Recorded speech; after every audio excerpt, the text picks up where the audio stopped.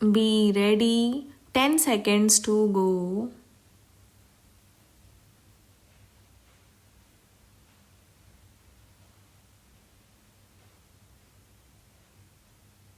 Start. I am extremely happy to be here with all of you at the International Day of the Disabled Persons. This occasion signifies the triumph of the human spirit, and India joins all other nations in saluting it. I extend my hearty congratulations and greetings to the winners of the national awards for the welfare of people with disabilities this year. These national awards recognize the outstanding achievements of these persons with different abilities. They symbolize that disability is no impediment to attaining excellence and that disabled people are second to none in any activity. I would like to felicitate the awardees in all categories, especially the disabled persons whose extra dedication and courage have been recognized through this award. Equally important are the institutions and individuals that have helped bring persons with disabilities into the mainstream. I am pleased to see in this hall so many award winners and other dedicated persons who are themselves disabled or working for the cause of the disabled.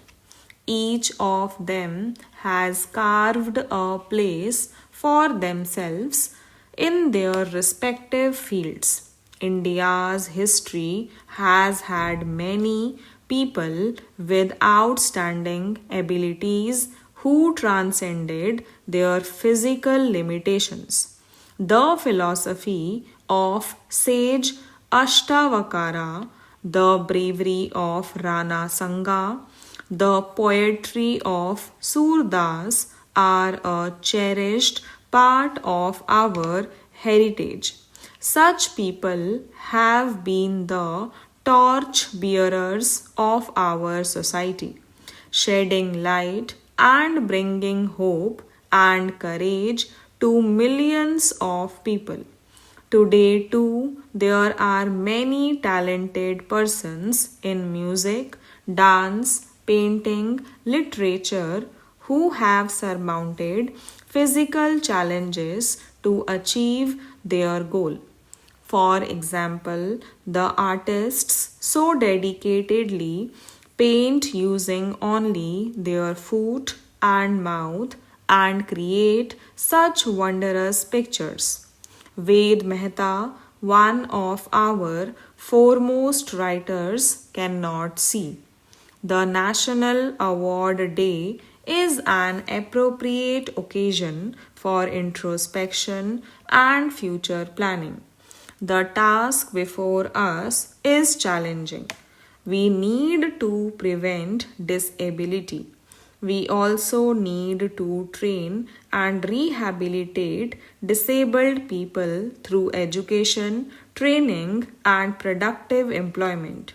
Prevention and early detection of disability needs good health services, nutrition, family planning, and immunization programs like the pulse polio have to be strengthened. In this connection, I am happy to announce that the National Pilot Project for Early Intervention to prepare the mentally challenged persons to integrate with family and community that I had inaugurated in June this year is being extended to cover 1 lakh children. We can take the help of technological progress for the disabled persons.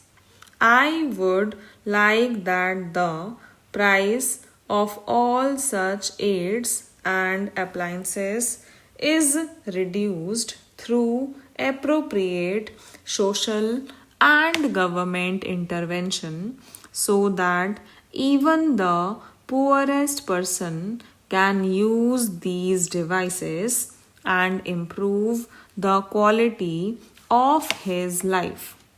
The physical environment in which the disabled live and work has to improve, facilitating access to building and public transport can go a long way to easing the difficulties which disabled persons encounter. Constructing ramps, modifying transport, etc., will help create a barrier free environment for the disabled. Such efforts would give greater autonomy to the disabled. Society owes this much to our disabled citizens as often it is the socio-economic conditions that have created the disability.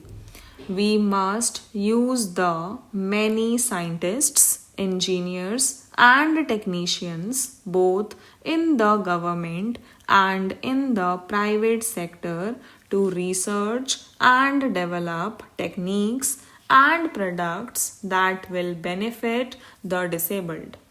The social sector has so far been the responsibility of the government. Liberalization is now transferring more responsibility on the private sector. The government and the non government sectors have to work together, especially in the social sector. Laws have to be changed to facilitate the disabled. Society's attitude too must change from pity to active compassion. Only then can the disabled get their rightful share of all benefits that society can offer. Healthcare, education, and employment are the critical areas where the disabled need greatest support. They also need social rehabilitation both within their families and in their neighborhoods. There are rigidities in the system because of which the disabled are not able to use even the facilities that the law provides. There are few facilities that will help them even cast their vote. These legal, administrative, and physical barriers must be removed.